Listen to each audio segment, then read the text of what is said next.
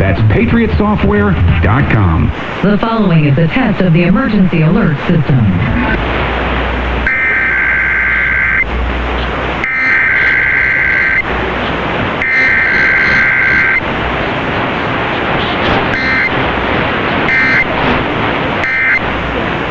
This station is testing its emergency alert system equipment. The EAS will provide timely emergency warnings. This station serves the Pittsburgh Extended Operational Area. This concludes this emergency alert system test. KDKRadio.com puts you right click away.